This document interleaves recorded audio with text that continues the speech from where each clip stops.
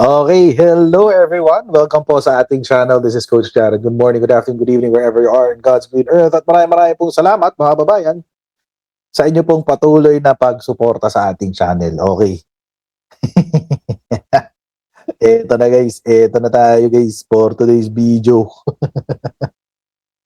Kamusta kayo mga babayan? Okay. Obviously, I'm not at my regular studio. Oo. Nasa ibang lugar tayo for today's video. Oo. Or for today's live stream. Oo, sinama ko si Bato magtago. Kaya ako nandito sa ibang lugar. Kaya ako nasa ibang lugar, guys. Anyway, mga kababayan, good morning, good afternoon, good evening. At maraming pong salamat sa inyong patuloy pagsuporta sa ating channel. Please don't forget to subscribe. Excuse me, dito po sa Coach Jared Live YouTube channel, pa-follow ang ating Facebook page. Facebook group pala yun. Yung Tambayan ng mga Kutseros. And yung ating Facebook page, Pinasabat with Coach Jared. Oo. Ayan, follow na rin lahat yan, ha? Para makarami guys. Oo. Tapos, actually, dapat magla-livestream ako hapon kaso nagbago isip ko. Kasi linggo, nakalimutan ko, off ko pala pag linggo. Hindi ka na ako mapa-livestream guys. Oo. Pero kamusta ba ang ating audio? Kamusta ba ang ating audio? Okay po ba? Wala ho bang issues? Hindi ho ba tayo nagkakaproblema sa ating audio? Okay naman? Malinaw ho ba?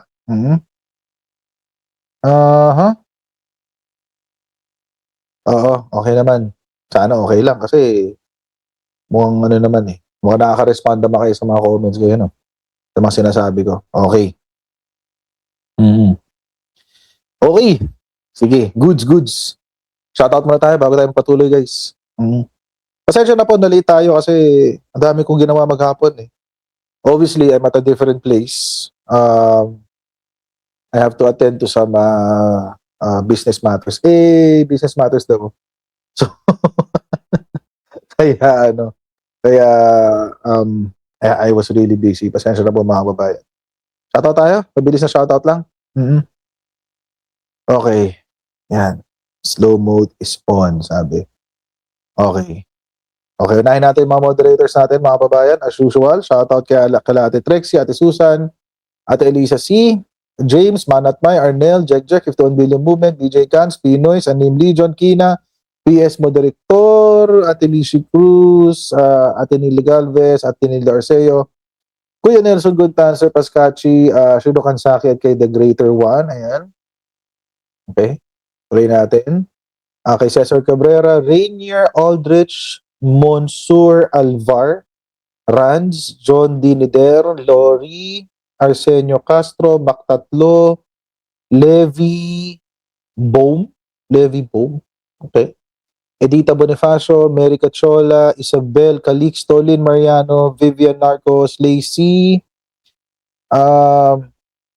Luis Augustin, Chita Tagay, Vilma Baltazar, Genesis Hintay, Yet Triñanes, Jessie Kim, Jocelyn Soriano, Elizabeth Valdepeñas, ILCO, Marvin Pega, Helen Evangelista at si Angeles Teron. O yan.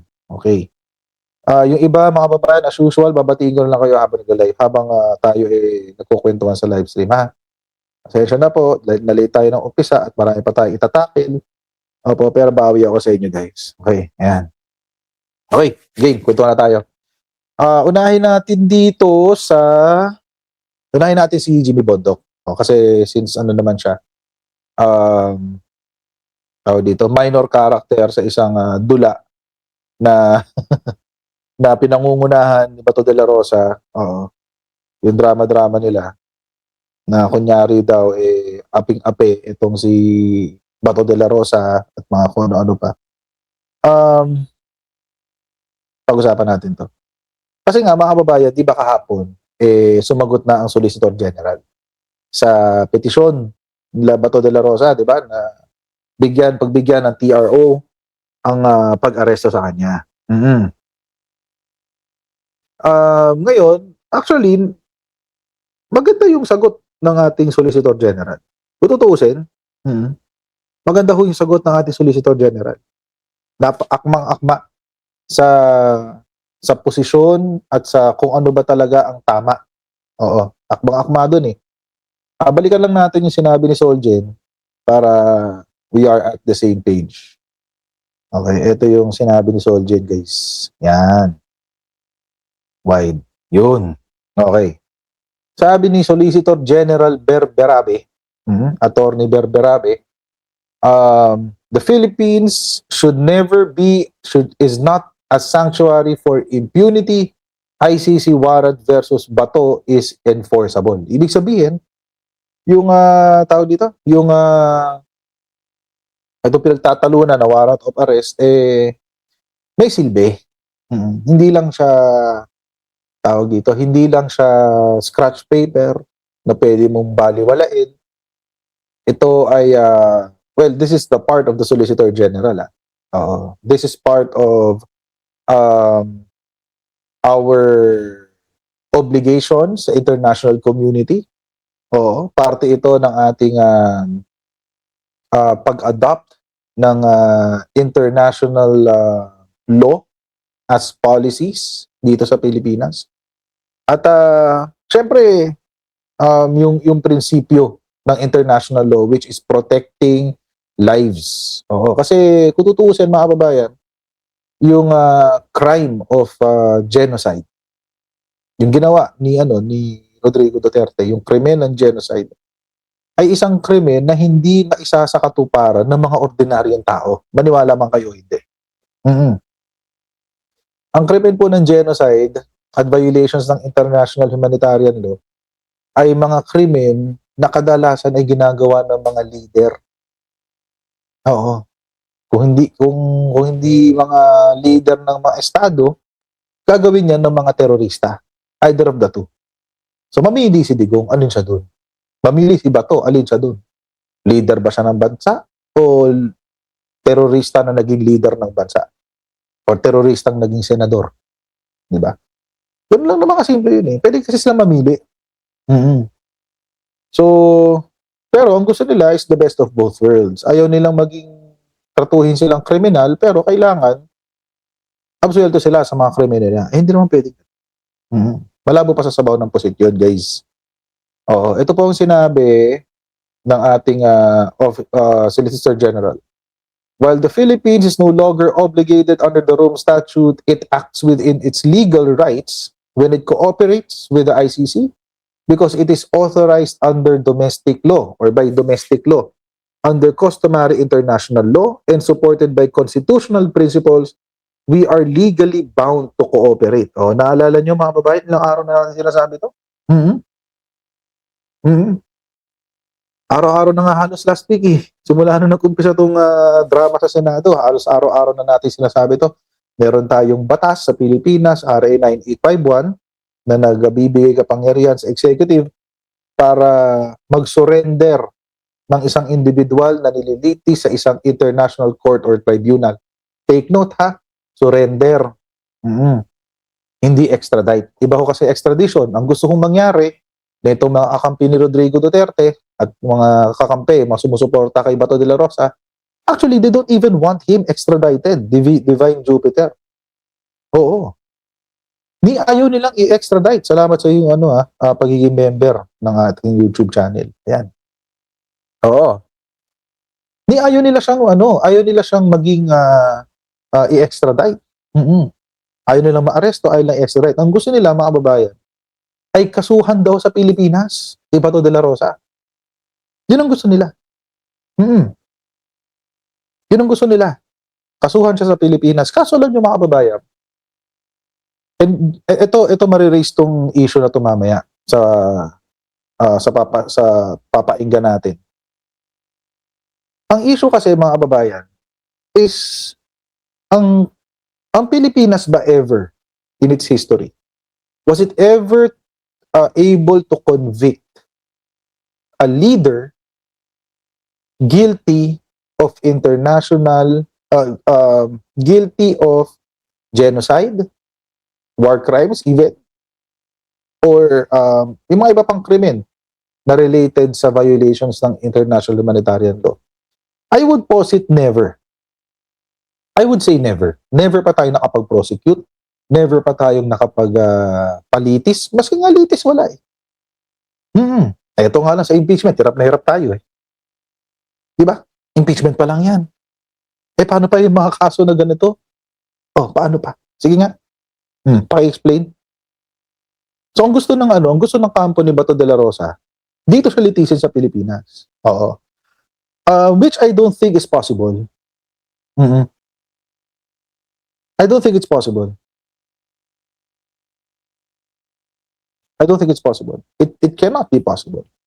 Not because we cannot do it, it's because the system does not allow us to do it. Magkaiba ho yun. Magkaiba ho yun, mga kababayan. Hindi natin malitis ang mga leader natin, hindi dahil sa hindi natin kayang litisin, hindi dahil sa wala tayong justice system or whatever. Hindi dahil sa ganun. Hindi natin sila malitis kasi we don't have, the system does not allow us to do it. Yung sistema ng Pilipinas does not allow us to do it. It cannot. So, ito pa sabi ni Soljen, in this regard, it is the Constitution that mandates the application of customary international law embodied in the Rome Statute. It allows the government to cooperate with the ICC. Despite the Philippines not being a party to the Rome Statute, this authority to cooperate necessarily includes acts incident to cooperation. It includes recognizing and giving effect to ICC processes such as the warrant of arrest within the Philippine jurisdiction. Tapos, meron dito sinabi si OSG na talagang pasok na pasok kay Bato de la Rosa. Ayan. Ito. Wait. Ito, si Bato de la Rosa dito. Clearly, sabi ng OSG, a person who evades arrest and refuses to submit himself to lawful authorities should not be allowed to seek protection from the courts. To allow otherwise would create a situation where an accused may defy the law while selectively invoking judicial processes when beneficial to him. O, naalala nyo yung sitwasyon ni Sara Duterte? Ganun-ganun na nangyari dito eh. Di ba, pinipilit niyang manipulahin ang batas para lang pumasok sa kung ano man yung kagustuhan niya. Since a fugitive from justice has demonstrated disrespect for legal processes, he or she has no right to call upon the courts. Okay. Meron pa isa. Yung kanyang closing statement. Sabi yan. Ito. Ito yung pinaka-favorite ko sa lahat eh. Ito yung pinaka-favorite ko sa lahat ng kanyang sinabi. Actually, nabasa ko ito kahapon. Galing kami ng flight, kakalapag lang namin ng misis ko sa dito kung nasan man kami. Tapos pinabasa ko, sabi ko, ang galing sumulat ni Soljen Berberabe. Oo, ang galing niya sumulat. In fairness, ang ganda ng sulat niya dito. Sabi niya, sa closing part ng kanyang petition or ng reply to the petition. At its core, this case asks what the rule of law truly means. Whether the law exists merely as a shield for the powerful when accountability reaches them, or whether it still carries the highest purpose, which is the attainment of justice. Galing. The law was never intended to provide an excuse for evasion, nor to become a weapon wielded only by those with power. Yan. Ito yun eh. It exists so that even the voiceless dead, whose cries never reached the courtroom, are not forgotten by justice. Yun. Galing, min. Galing nito. Yan yung yung inline yan sa sinasabi ko sa inyo nung nakaraan. Na those who have less in life should have more in law. Diba? Those who have less in life should have more in law. Tulad niyan. Ito literal, nawala na silang life. The voiceless dead. Literal, nawala na silang life. Kinuha ni Rodrigo Duterte. Kinuha ni Bato de la Rosa. Alam niyo mga kababayan, ito yung palaging palusot ng mga DDS dyan eh. Lagi na sinasabi. Mga drug addict naman yun. Mga drug addict yan. Yan ang lagi sinasabi. Mga kriminal naman yan eh. Tapos babaliktarin nila yung sitwasyon. Sabihin nila, paano pag yung drug addict naman ang pumatay? Paano pag yung drug addict naman ang nagnakaw? Paano pag yung drug addict naman ang nanggaasa? Etc. etc. Okay, wala problema. Pero ganito kasi. Nakasiguro ka ba na drug addict sila? Di ba? Nakasiguro ka ba? Kayong mga DDS kayo, paano kayo nakasiguro na mga addict yung 30,000 lang lahat ng? Paano kayo nakasiguro na yung mga 30,000 na pinatay na yan, parte ng sindikato? Paano kayo nakasiguro na yung 30,000 na patay na yan, mga drug pusher? Diba? May namatay nga, 4 years old, diba? 3 or 4 years old, drug pusher. Ano sagot diba to? Shit happens?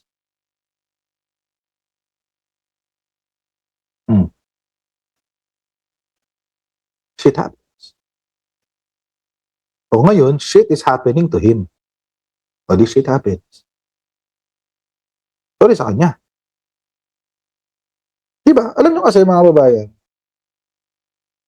yung kasi laging yung kasi yung tinatanim sa utak ng mga DDS na yung mga pinatay mga lehitimong kriminal. No, they're not. We're not even sure that they are.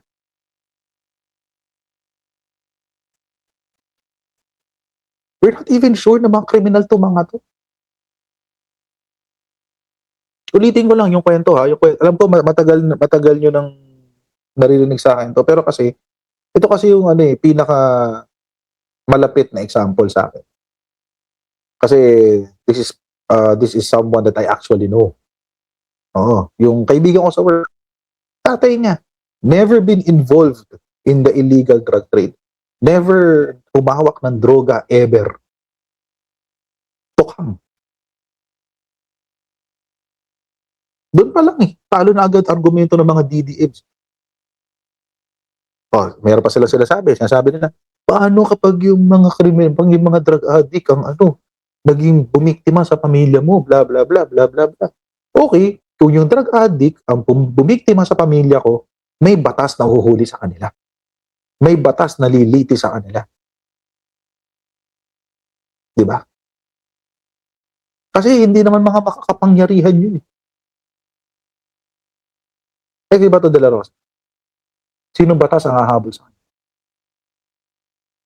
Diba? Kaya tapos natatawa ako dito kay Jimmy Bondo. Natawa ako dito sa comment niya sa isang interview. Na parang gigil na gigil siya kay Berberabe. Oo. In fact, sa sobrang gigil niya, parang ininsulto pa niya. Oo. Ito sabi niya. Oh.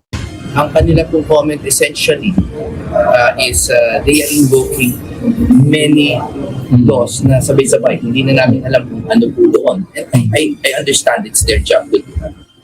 Matapos makapagsumite ng comment ang Office of the Solicitor General o OSG sa urgent motion at manifestation ni Senator Ronald Bato de la Rosa sa Korte Suprema, nanindigan ng mga legal counsel ni Senator de la Rosa na hindi nasagot sa OSG comment ang mga issue sa nasabing petisyon. Ayon sa OSG, sa ilalim ng Republic Act 9851, may legal na batayan ng gobyerno para ipatupad ang warrant of arrest mula sa International Criminal Court o ICC.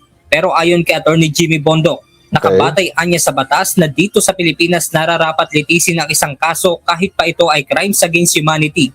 At malinaw na malinaw doon na wala akong intensyon ng legislatura noon na ipasa sa ibang bansa at maging enforcement mechanism ang batas na ito para sa ICC.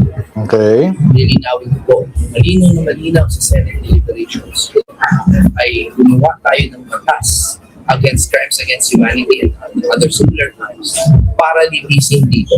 Napakalinaw po doon sa mga usapan ng mga senador. Okay. Okay. Napakalinaw daw sa Senate deliberations. Oo. Sa sobrang naghahanap sila ng butas para pagtakpan ang kabalbalan at kalokohan ni Bato de la Rosa, umabot na sila sa sa intensyon ng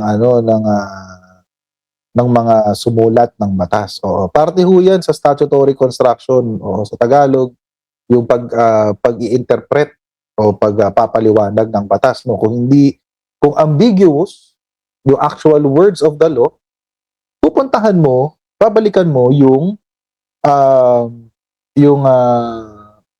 wisdom ng mga sumulat. Kumbaga, parang ganun.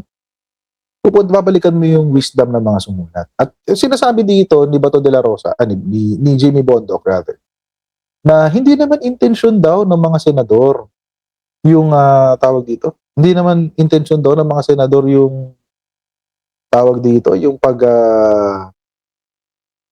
yung magsuko.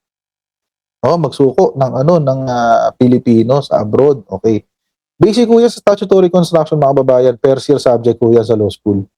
So, dinaanan ko na po siya. Puntaan ho muna natin ang yung actual words of the law. Kasi alam nyo, isa rin hong rule sa statutory construction o sa pag-i-interpret ng batas ay kung hindi naman ambiguous, there's no need for construction.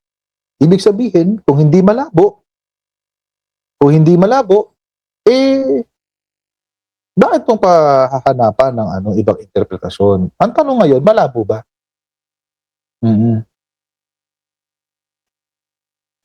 Ito kasi lagi kinukote, di ba, section 17? Di ba? Ito kasi laging kinukote yung jurisdiction. Okay. Anong sabi? Jurisdiction. The state shall exercise jurisdiction over persons whether military or civilian, suspected or accused of a crime defined and penalized in this act, regardless of where the crime is committed, provided any one of the following conditions are met. So, malinaw pa naman so far, di ba? Malinaw pa naman. The accused is a Filipino citizen. The accused, regardless of his citizenship or residence, is present in the Philippines, or the accused has committed the same crime against a Filipino citizen. Malinaw, di ba? Hindi pa naman ambiguous. Hindi pa naman malabo. Ito ngayon, ito yung lagi pinagtatalunan. In the interest of justice, the relevant Philippine authorities may dispense with the investigation or prosecution of a crime punishable under this act if another court or international tribunal is already conducting the investigation or undertaking the prosecution of such crime. May ambiguous po ba dyan? May malabo po ba dyan? Meron po bang mahirap intindihin dito sa mga sinabing ito ng batas na ito? Tagalogin natin para lang mas malinaw. Sa interes ng hustisya, ang mga kaukulang otoridad ng Pilipinas ay pwedeng ipaubaya ang investigasyon o prosekusyon ng krimen sa ilalim ng batas na ito kung ang korte o international tribunal ay nag-iimbestiga na o nililitis na ang krimen. Napakalinaw, di ba? Napakalinaw. Oo. Kailangan pa ba ng construction dyan? Or statutory construction? Napakalinaw eh. Pwede daw nilang ipaubaya. Next paragraph. Instead, the authorities may surrender or extradite suspected or accused persons in the Philippines to the appropriate international court if any, or to another state pursuant to the applicable extradition laws and treaties. Ito pa lang. The authorities may surrender. Pwedeng isuko ng otoridad. Paano ba magsusuko? Hulihin mo, isuko mo. May warrant of arrest, arestuhin mo, dadali mo sa korte kung sino yung naglabas ng warrant of arrest. Yun yung surrender. Sino yung pwedeng mag-surrender? Relevant Philippine authorities. Hindi naman sinabing local courts. Yung malinaw naman kasi ito. Again, hindi natin alam kung paano magdidesisyon ng Korte Suprema dito. Malay natin, baliktarin na naman nila. Parang yung sa impeachment. Pero, as it stands, mga kababayan, as it stands, sa ngayon ha, malinaw naman. Unless, babaliktarin na naman ng Korte Suprema. nandun na naman tayo sa issue ng Korte Suprema. Unless ganun na mangyayari, babalik ta rin na naman. Maglo-low bending na naman ang Korte Suprema for the third time. First time yung impeachment. Diba? First time yung impeachment. Tapos, actually, dalawang instances yung sa impeachment actually. First time yung sa, dalawang instances, bakit? Una, yung sa period, ibig sabihin ng yung ibig sabihin ng forthwith. Pangalawa, yung ibig sabihin ng session days. Ito, pangatlo na to, if ever. Ito, pangatlo na to, if ever. Pag nangyari to. Ewan ko talaga, ewan ko na lang talaga. Pag nangyari yan, guys, para umalis ng Pilipinas. Mag-ipon na kayo, guys. Mag-ipon na tayo lahat. It's time for a great escape. Tayong mga mabubuting mamamayan ng Pilipinas, it's time for us to escape the Philippines if that's the case. Kasi wala nang pupunta ng Pilipinas pag ganun, guys. No joke. No joke. Anyway, ito ngayon ang sagot. Okay. Well, we can call it an answer. Hindi naman direktang sagot. Pero pwede na. Pakinggan uli natin yung sinabi ni Attorney Mel Santamaria tungkol dyan. Para lang ma-remind tayo yung ano ba ang mas tamang pagbasa sa RA 9851. Yung tipo, actually by the way, kanina pala, nung narinig ko yung interview ni Jimmy Bondoc, 2 beses ko narinig yan eh. Una kay Karen Davila, tapos pangalawa ito bago mag-start ng live stream. Nagpunta ako sa Supreme Court, sa Senate website.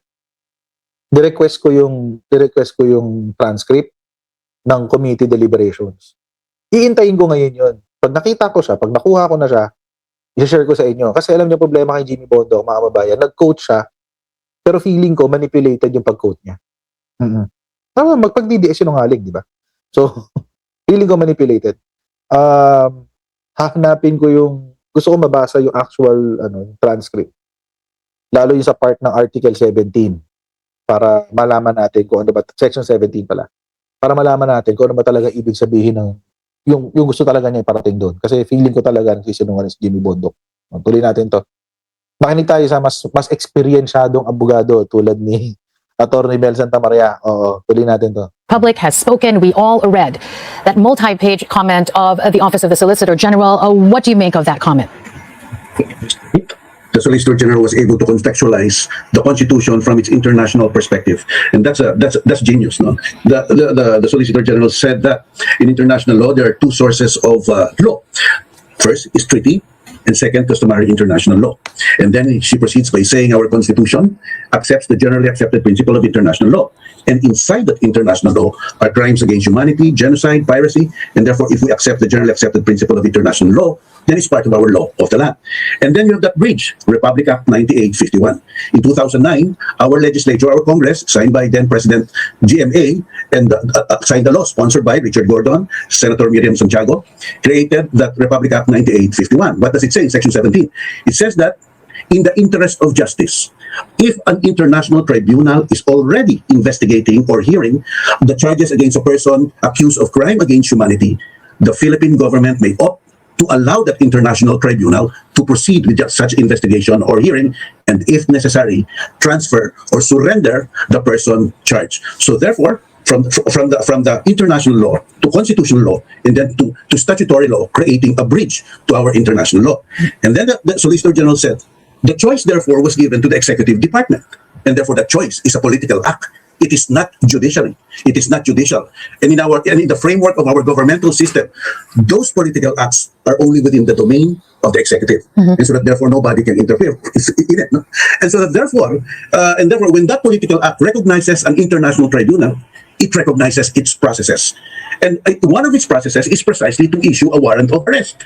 And our Constitution provides that no warrant of arrest shall issue without a judge determining probable cause. And so that in the argument of the Office of the Solicitor General, it says that if we recognize the ICC and if we recognize the tribunal, then we recognize its processes, then their judicial determination of probable cause must already be sufficient. And this is what she said. Correct. There is no need for any second judicial determination in accordance with our laws, precisely because of that of that linkages from international law to constitutional law to statutory law.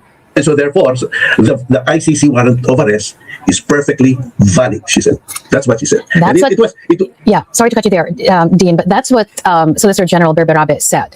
But if you ask the other side, they're saying, in so many words, pick a battle. Like, are you going to talk about local laws or are you going to, talk about the Rome Statute? Because you have to choose either or. That's what they're saying. Yes. But you just told us there is a link. You don't necessarily have to make a choice. Actually, mali nga yung argumento na yan ni Jimmy Bondoc eh. Yun yung sinabi ni Jimmy Bondoc kanina. Ang dami doon ginamit na batas, bla bla bla bla bla bla. Eh, anong ba gamitin natin? Utot mo? Jimmy Bondoc? Anong yung magagamitin natin? Utot mo?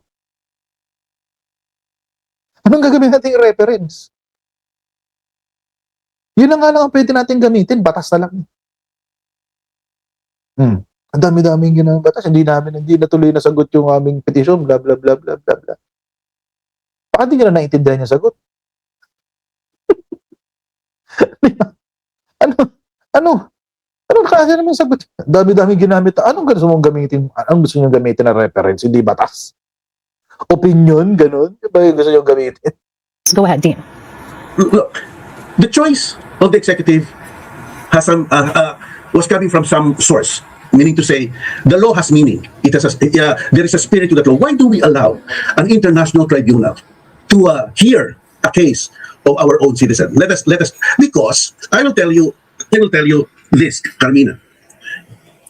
No court or no fiscal in the Philippines, as far as I know, having practiced law since 1983, have ever tried a crime involving crime against humanity for murder and attempted murder.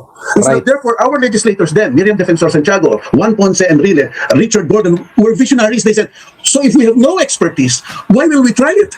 It's probably better to have an option to let people with expertise try the case, not only for the benefit of the aggrieved party, but also for the benefit of the accused, so that rights can be fully safeguarded. That's the first reason.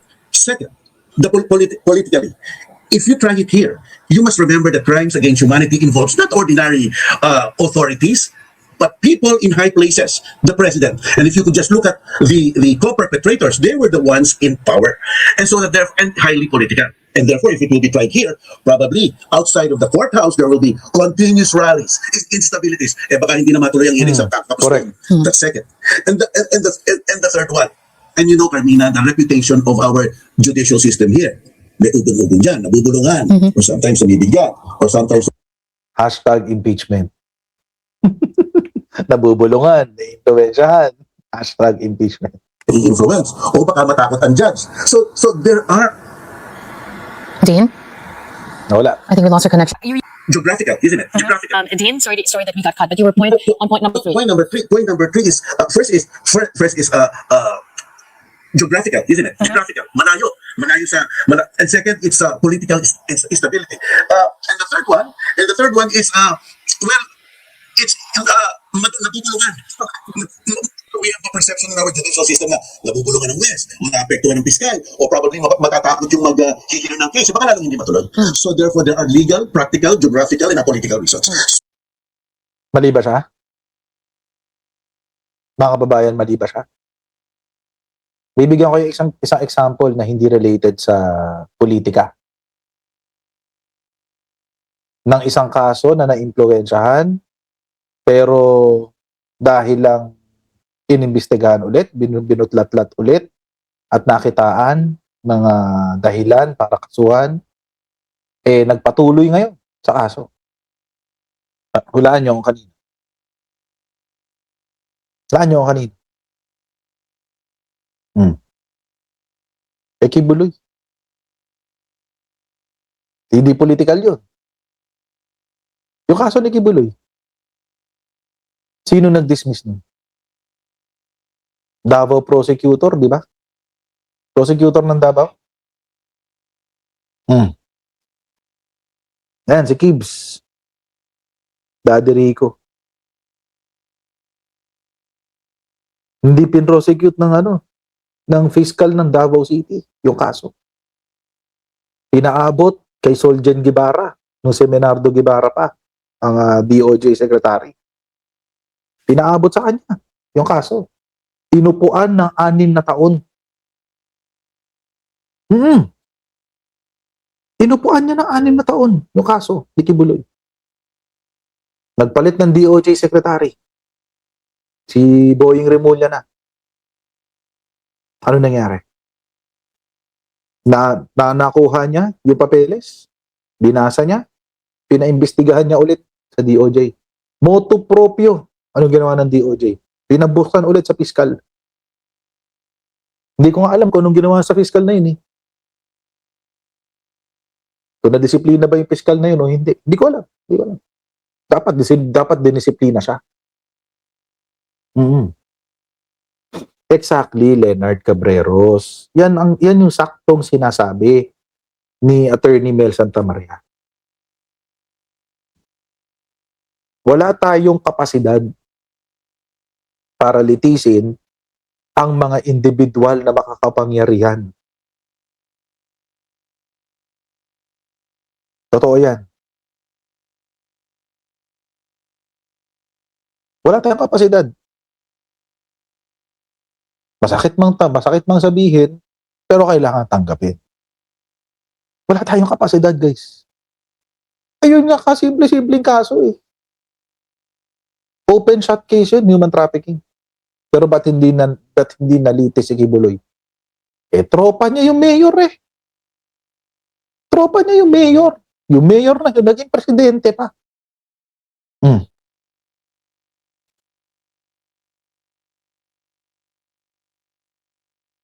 So, ganun ho yun.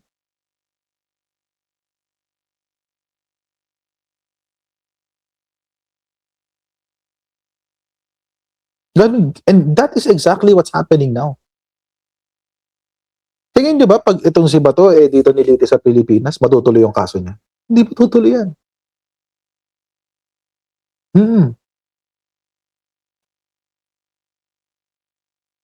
Hindi matutuloy yan. Kaya naisulat yung RA 9851. Kaya merong discretion ang executive na magsuko ng mga katulad ni Bato de la Rosa, ni Rodrigo Duterte. Meron binigyan talaga sila ng kapangyarihan. Binigyan talaga sila ng kapangyarihan. And ngayon, the administration is exercising that vested power. Yan ngayon na in-exercise nila. Kaya nga, mga kababayan, kung hindi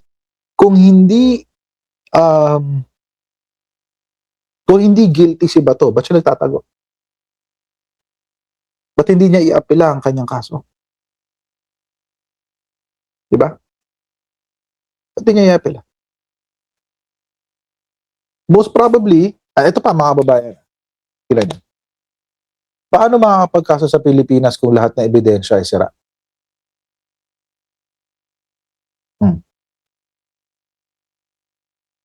Di ba sinabi ng DOJ Secretary ni Boying Remulla noon, nung pinaimbestigahan nila ang drug war, kulang-kulang ang ebidensya? Sira-sira ang ebidensya.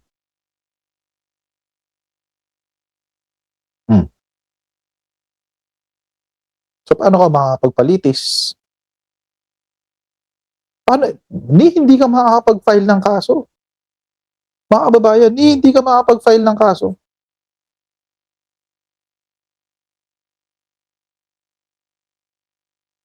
So paano mo makakasuhan si Bato? Sige nga. Sila kasi nasa kapangyarihan. Natural, sisirain nila yung ebidensya.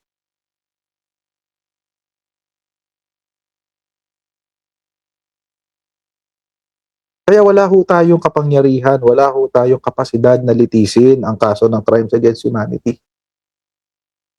Lalong-lalo na yung previous administration ang gumawa. Hindi natin kaya. Hindi natin kaya. Nakakatawa yung anak ni Panelo nung sinabi na, hearsay lang yung ebidensya blah, blah, blah, blah, blah, blah. Ayan ang sabi. Nasopla tuloy siya ni Nelson Tamarin. Nasopla tuloy siya ni Nelson Tamaria, di ba? Naalala niyo yung pinakita natin. So, malabo talaga. At actually, kung ako tatanungin, dapat medyo mas aggressive pa ng konti yung admin. But that's a topic for later. Pag-usapan natin yun, ma'am. Pero, moving on from this topic, mga kababayan. Sige, i-landing natin ang maayos. Ako, I would like to, kung makakarating man itong video na to kay Soljen Berberabe, I would like to commend what she wrote. Ang ganda ng pagkakasulat niya sa kanyang manifestation, or not manifestation, sa kanyang reply doon sa mga sinabi ng kampo ni Bato de la Rosa. At sana, painggan siya ng Korte Suprema. Sana painggan siya ng Korte Suprema. At kailangan na ho itong masettle, guys. Kailangan na ho itong masettle. Kasi last year pa to. Hanggang ngayon, hindi pa dinidesisyonan ng Korte. Hanggang ngayon, tagal na. So, dapat talaga dinidesisyonan na talaga to. Para magkaroon na tayo ng finality sa kung ano ba, para mawala na yung kontrobersya ba. At kung magtatago man si Bato, may dahilan talaga siya magtago. Oo. At the same time, maparusahan yung mga taong tinulungan siya na magtago. #Robin Padilla, #Alan Peter Cayetano.